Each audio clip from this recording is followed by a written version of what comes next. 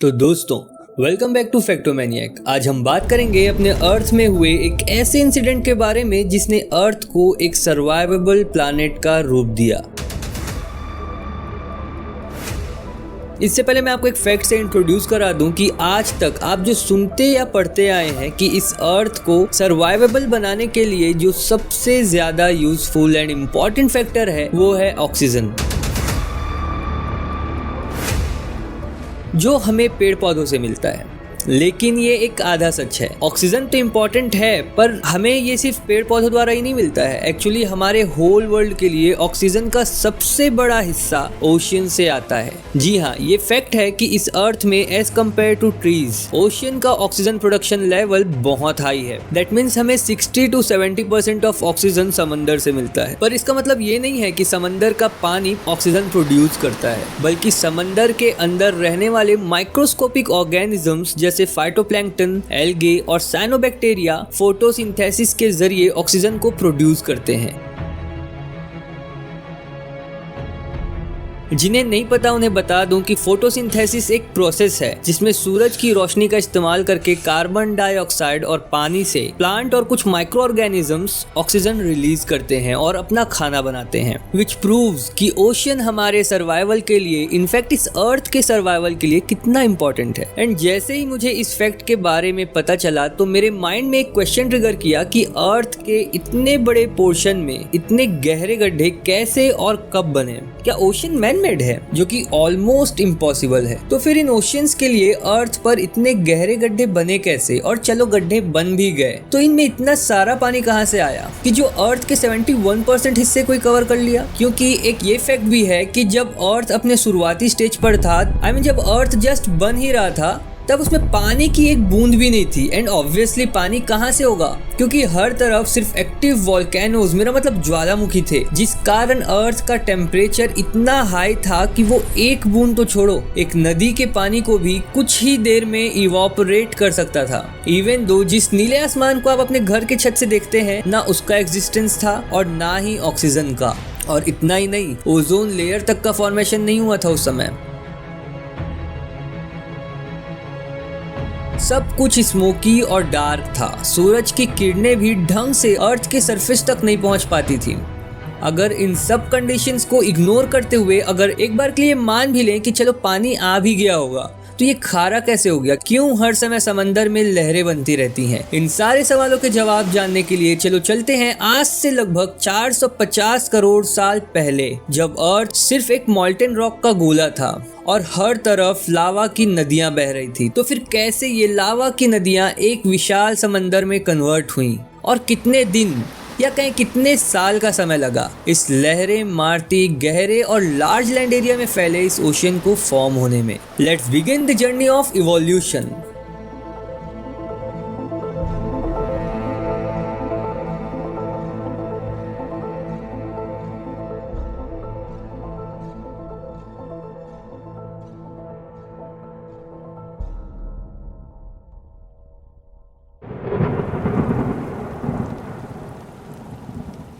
दोस्तों, just imagine कि आप रात को अपने बेडरूम में सोने के लिए गए हैं। जब आपकी आंख खुली तो आप एक आइलैंड पर हैं। जनरली आइलैंड समंदर के बीच में होता है, चारों ओर पानी और उनसे उठती ठंडी ठंडी हवाएं होती हैं। पर आपके केस में ऐसा नहीं होगा। आप एक ऐसे आइलैंड पर हैं जहां पानी का नामो निशान तक नहीं है, बल्कि ये आइलैंड चारों तरफ से लावा से घिरा हुआ है। हर तरफ एक्टिव वोल्केनोज एंड बहती हुई लावा की नदियां हैं। ना ऊपर सूरज से आती हुई किरणें हैं और ना ही कोई सा चमकता हुआ नीला आसमान, बस काले घने धुओं का बादल है।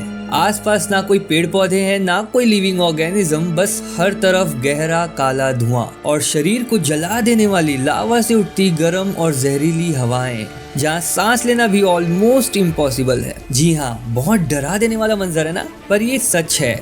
आज से अप्रॉक्स 450 करोड़ साल पहले अर्थ एक जायंट फायरबॉल थी, हर जगह आग, मॉल्टन लावा और धुआं। हमारी अर्थ जो आज जिंदगी से भरी हुई है, एक टाइम पर सिर्फ गर्म पत्थरों से भरा एक प्लैनेट था। सब कुछ स्टार्ट हुआ स्पेस में हुए एक बिग बैंग से। जी हाँ, एक स्टार के विस्फोट होने का धमाका, जिसके कारण गैस और डस्ट स्पेस में फैल गई और इस गैस और डस्ट के मिक्सचर से एक बड़ा क्लाउड फॉर्म हुआ जिसे हम सोलर नेबुला कहते हैं। ये क्लाउड घूमते हुए इतना डेंस हो गया कि इनके बीच ग्रेविटी काम करने लगी। धीरे धीरे ग्रेविटी के कारण ये क्लाउड घूमते हुए अपने बीच एक चमकता हुआ सूरज बना रहे थे और उसके आसपास प्लैनेट्स का जन्म होने लगा। हमारा अर्थ भी इन्हीं डस्ट और रॉक्स के पार्टिकल्स के मिलने से बनी और इसी कारण अर्थ पर हर तरफ बस हीट्स और रेडिएशन का माहौल था। जब अर्थ ने सोलर सिस्टम में एज अ प्लैनेट अपनी जगह बना ली थी, तब भी ये जगह एक हॉस्टाइल और वायलेंट दुनिया थी। कहीं भी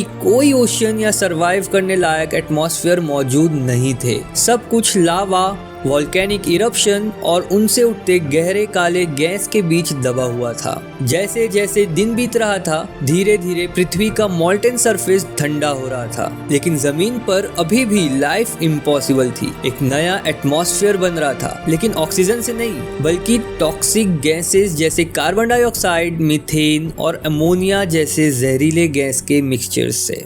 सांस लेने लायक एयर का कोई नामो निशान नहीं था और पानी का तो सोचना भी बेकार था, क्योंकि टेम्परेचर 8500 डिग्री फ़ारेनहाइट थी, जो कि इतना ज्यादा था कि पानी का एक तालाब भी इंस्टेंटली इवापोरेट हो जाता। शुरुआत में पृथ्वी बिल्कुल स्मूथ नहीं थी। हर तरफ टेक्टोनिक प्लेट्स, वोल्केनिक इरप्शंस और मिटियोर्स के टकराने से जमीन कॉन्स्टेंटली चेंज हो रहा था। जब पृथ्वी ठंडी होने लगी, तब टेक्टोनिक प्लेट्स के हिलने से, जो कि अर्थक्वेक का भी मेन रीजन होता है, से बड़े बड़े डिप्रेशन या गड्ढे जो कि मिटियोर्स और एस्ट्रॉइड्स के टकराने से बने थे, वो और गहरे और वास्ट लैंड एरिया में फैलने लगे और उन्हीं गड्ढों से जुड़ के साइड बाय साइड और नए गड्ढे बनने लगे। और ये गड्ढे कोई छोटे मोटे गड्ढे नहीं थे जिन्हें हम आज अपने आसपास देखते हैं, बल्कि वो गड्ढे इतने बड़े बन चुके थे कि इन्हीं गड्ढों में पानी के आ जाने से इन गड्ढों ने समंदर का रूप ले लिया। पर अब सवाल आता है कि जैसा मैंने पहले बताया कि उस समय अर्थ में पानी की एक बूंद भी नहीं थी, तो इतना पानी अचानक से कहां से आ गया?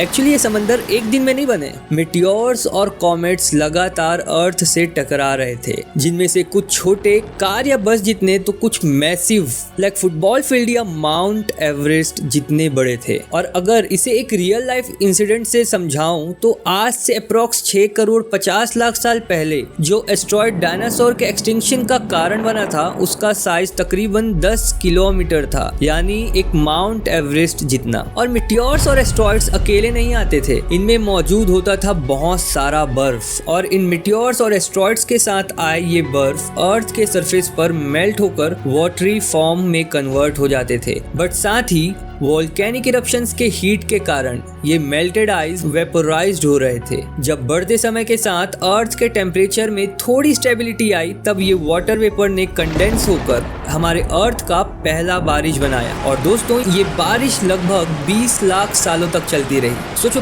20 लाख साल तक बारिश का होना, और वो भी नॉन स्टॉप। और इसी नॉन स्टॉप बारिश का पानी धीरे धीरे बड़े बड़े गड्ढों में इकट्ठा हो गया और फाइनली समंदर का जन्म हुआ। लेकिन आप सोच रहे होंगे कि जब समंदर बारिश के पानी से बना, तो फिर ये खारा कैसे हो गया? बारिश का पानी तो जनरली मीठा ही होता है, राइट? एक्चुअली जब लगातार बारिश हो रही थी, तब जमीन के रॉक्स, मिनरल्स और केमिकल्स बारिश के पानी के साथ बहते बहते समंदर में घुलने लगे, जिनमें बड़े मात्रा में शामिल था सोडियम क्लोराइड, जिसे हम नॉर्मल लैंग्वेज में नमक कहते हैं। इस प्रोसेस ने मिलियंस ऑफ ईयर्स लिए और आज हमारे ओशन का पानी इतना सॉल्टी है। तो दोस्तों, जो समंदर आप देख रहे हो, वो एक लंबे और वॉयलेंट प्रोसेस का नतीजा है।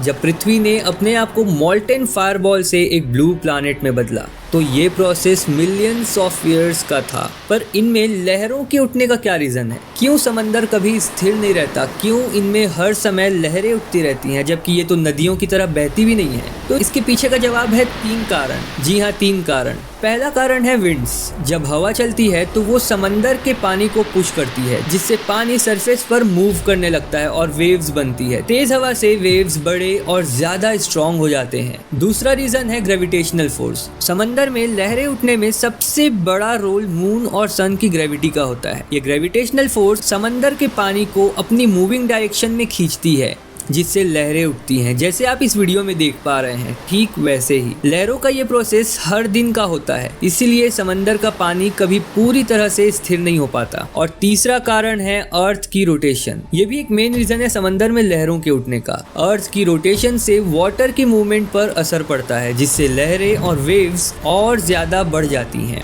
अब एक और इंटरेस्टिंग फैक्ट ये है कि जिंदगी की शुरुआत सबसे पहले समंदर में ही हुई थी।